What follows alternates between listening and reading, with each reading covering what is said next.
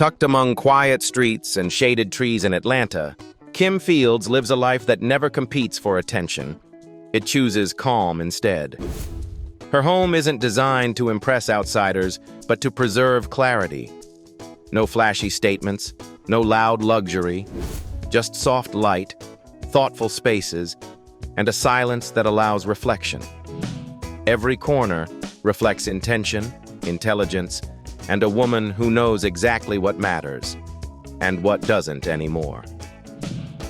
But long before Atlanta, before privacy became her power, we need to return to the place where her story truly began. Long before fame felt familiar, Kim Fields was already learning how to grow up inside a moving industry. Born on May 12, 1969 in New York City, she didn't enter show business by accident. She was raised inside it.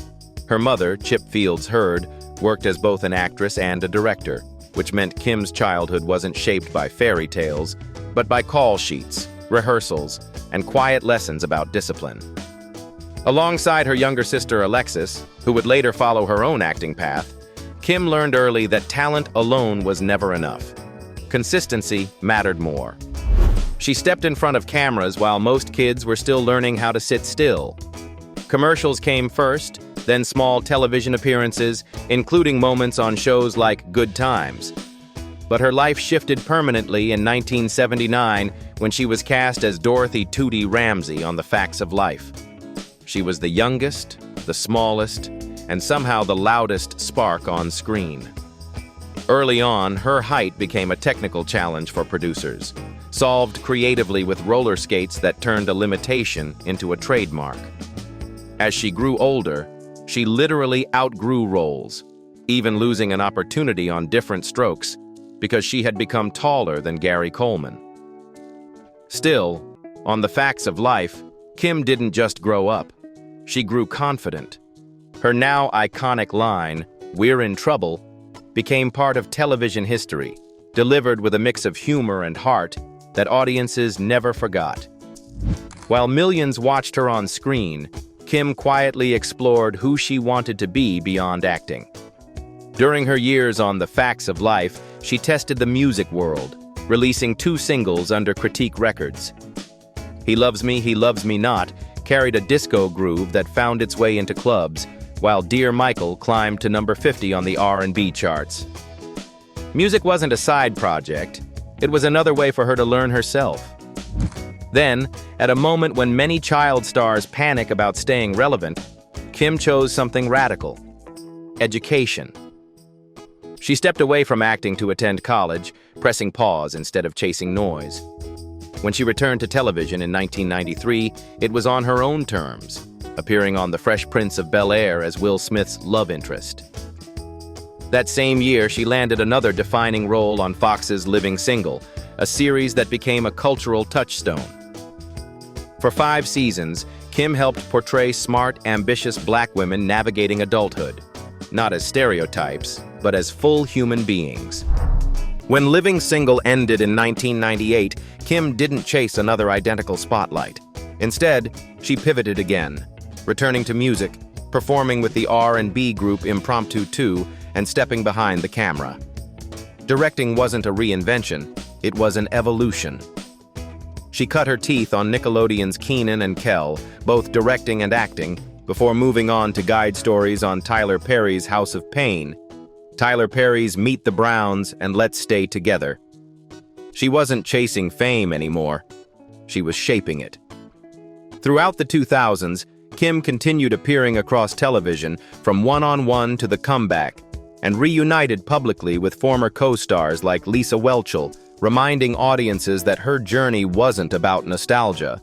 It was about longevity. After marrying Christopher Morgan, she leaned into creative partnership, producing and directing projects together, including the holiday special, Holiday Love. By 2015, Kim surprised many by joining the Real Housewives of Atlanta. But true to her nature, she walked away after 1 season, choosing peace over prolonged exposure. Around the same time, she tested herself physically on Dancing with the Stars, finishing 8th, not chasing a trophy, just challenging herself. Her later roles reflected intention, starring in the faith-based film A Question of Faith, then joining Netflix's The Upshaws as Regina Upshaw, a grounded, sharp, deeply human mother figure.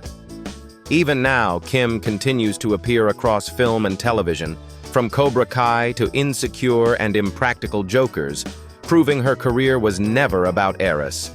It was about endurance. After decades of moving through studios, sets, and stages, Kim Fields made a deliberate choice to build a life that protects clarity, not chaos. And that choice is written clearly in the quiet space she now calls home. Atlanta home. Privacy. Intelligence. Tucked away on a calm, tree-lined street known more for friendly holiday gatherings than paparazzi, her former Atlanta home felt less like a celebrity property and more like a carefully protected retreat. Passing through a fully enclosed automatic gate, the house immediately set its tone. A slate porch with a rocking chair, soft gas lanterns, and a classic swing welcomed you in. The kind of southern scene that invites you to slow down before even opening the door. This wasn't a house designed to impress strangers, it was designed to breathe. Step inside, and the two-story foyer opened up gracefully, framed by warmth rather than grandeur. To one side sat a quiet home office with custom shelving, a working space, not a showpiece. To the other, a formal dining room wrapped in rich wood paneling and lit by twin chandeliers, ready for real conversations, not staged dinners. The heart of the home revealed itself naturally. A family living room with a distinctive checkered ceiling and fireplace flowed through French doors into a vaulted four-season room. With slate floors and a brick, wood-burning fireplace, this space overlooked a flat, private backyard, open, green, and full of potential. It was easy to imagine kids playing, friends gathering, or simply quiet mornings stretching into peaceful afternoons. The yard was pool-ready, but never desperate for one. The space already worked. The kitchen told the clearest story of all. This wasn't a trendy renovation chasing Instagram likes. It was a serious, functional chef's kitchen. Warm, built-in cabinetry, bold granite countertops, and professional-grade Wolf and Sub-Zero appliances filled the room. A 6-burner stove with grill, double ovens, refrigerator drawers, wine storage, ice maker, prep sink, and generous pantry space made it clear this kitchen was meant to be used daily, not admired from afar. Nearby, another living area with soaring ceilings and a floor-to-ceiling stone fireplace created a comfortable rhythm for everyday life. Nothing felt oversized, nothing felt excessive. Even the large storage and organization room, complete with lockers, drawers, benches, and planning space, reflected a household built on structure and calm. On the main level, a guest bedroom with French doors opened onto a private patio, offering visitors their own quiet corner.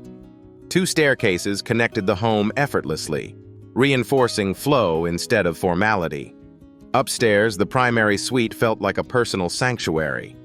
Tray ceilings, a fireplace, built-in wardrobes, and a seating area led into a spa-inspired bathroom with a marble vanity, heated soaking tub, steam shower, and a custom walk-in closet designed for real life, not runway storage. 3 additional ensuite bedrooms followed, each with thoughtful details. Vaulted ceilings, window seating tucked into bookshelves, and generous closets that balanced beauty with practicality. An elevated entertainment room and an unusually well-designed laundry space, complete with counters, a large sink, and room for 8 laundry baskets, rounded out the upper floor. Even chores felt intentional here. Below it all sat an unfinished basement spanning more than 3,600 square feet. With high ceilings and natural light, it offered endless possibilities. A gym, wine cellar, entertainment space, private living quarters, or all of them combined. The home also featured 4 fireplaces, a full backup generator, gated and fenced land, and infrastructure built for long-term comfort, not short-term flash.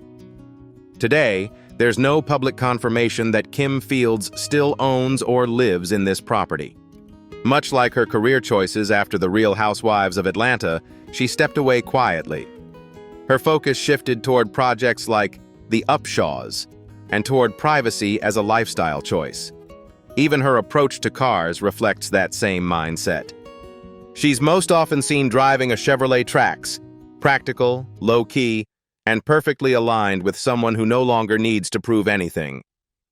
But a home like this, thoughtful, substantial, and deliberately understated, raises a natural question. How does a woman who avoids excess still build a life this secure? Income and net worth. Kim Fields has never built wealth by chasing headlines. She built it by staying consistent. With an estimated net worth of around $6 million, her income reflects something rare in Hollywood: longevity powered by intention. Her foundation was acting, and it started early. As a child actress, Kim didn't just appear on television. She grew up inside it. Nearly a decade on The Facts of Life gave her steady, reliable income at a time when most young performers struggle to last even one season. That stability continued into adulthood with Living Single, another long-running hit that cemented her as a familiar, trusted presence in American homes. In recent years, she returned to center stage in a different way, starring as Regina Upshaw in Netflix's The Upshaws. The role didn't just revive her visibility, it proved that her value had grown with time. Add in guest appearances, TV movies, faith-based films like A Question of Faith, and decades of residuals, and acting remains a quiet but powerful income stream. But Kim's smartest financial pivot happened behind the camera. Directing became her second engine. She directed 27 episodes of Kenan and Kel, more than 40 episodes of Tyler Perry's House of Pain, and episodes across multiple networks and platforms. Directing offered her something acting never fully could: control, consistency, and long-term earning potential without constant visibility. She also explored other lanes without overcommitting. A brief music career in the 1980s, reality TV appearances on The Real Housewives of Atlanta and Dancing with the Stars, and authorship of her memoir, A Happy Life, added layers to her income without defining her identity. Kim Fields' net worth isn't about massive paydays. It's about decades of smart decisions, diversified work, and knowing when to step forward and when to step back. And when money stops being the goal, another question naturally follows.